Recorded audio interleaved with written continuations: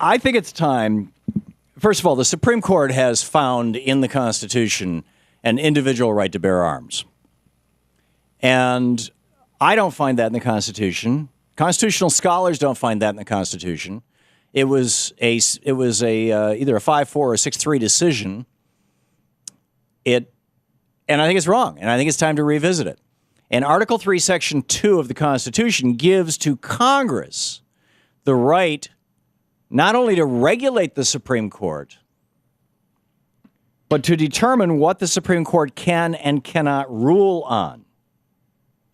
The Supreme Court has taken far more power than it was given in the Constitution, and I refer you back to the Federalist Papers, the 80s, the early 80s, 80, 81, 82, 83, 84, by Alexander Hamilton, in which he said the Supreme Court will be the least offensive among the three branches of government because they have neither the power of the purse nor the power of the sword. Right? Congress controls the money, the executive branch has the army. So they can't make law, was the idea. But they have been doing that, and they've been doing it aggressively largely since the 1970s, since Lewis Powell was put on the court. Although Phyllis Schlafly would argue that they've been doing it since, in a big way, since 1954 with Brown versus Board. The right-wingers, that's their bugbear.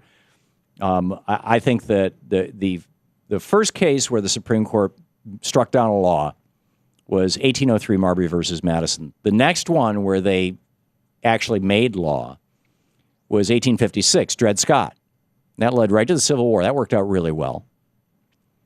And then there are a couple in the mid-19th century that are not of great consequence, but the big one was in 1898.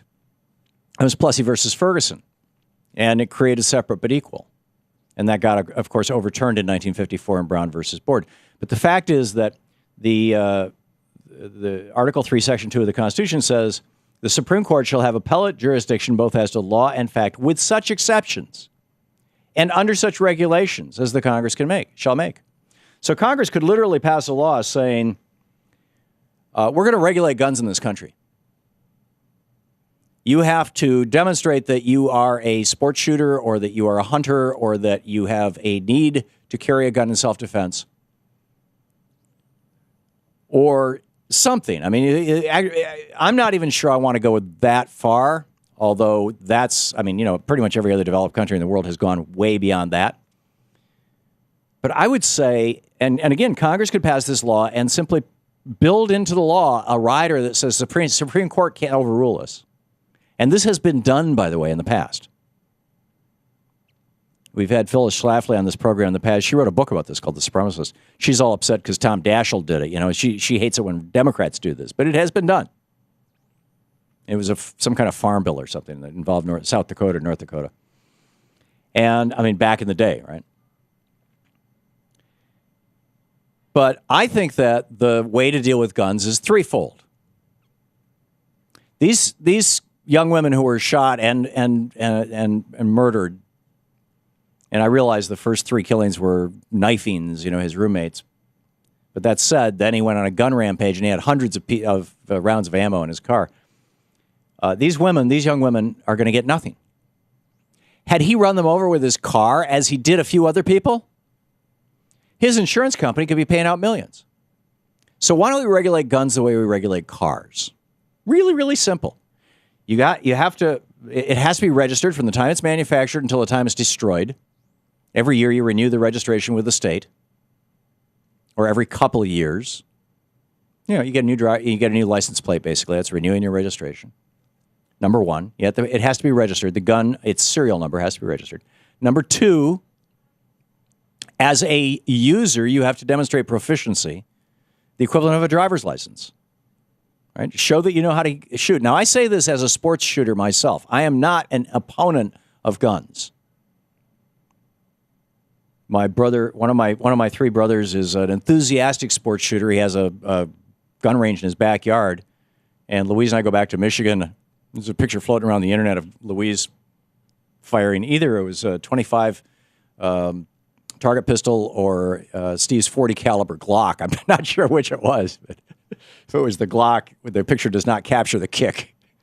But in any case, I go home for family reunions and holidays and things, and a couple of my brothers and a few of my nephews and nieces and I will go to the gun range in Mason, Michigan, or we'll go, if we're up at Steve's house, we'll go in his backyard, we'll do competitive shooting. I have no problem with that. But register the gun, license the user with regard to proficiency and competence, not insane. And number 3, and most important, insure. Just liability insurance. Liability insurance is cheap. We're talking about what would probably be $30, $40, $50 a year policies. But you must have a liability insurance policy if you own a gun.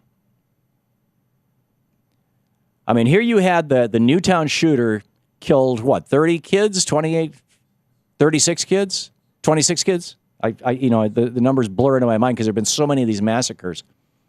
Not a single one of them got a penny. If he had hit them with a car, Geico would be paying out.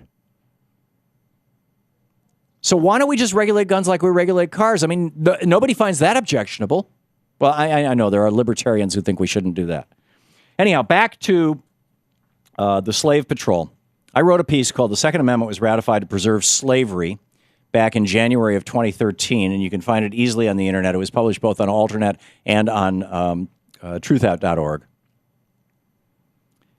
And this was Patrick Henry in 1788. Virginia was deciding whether or not to ratify the Constitution.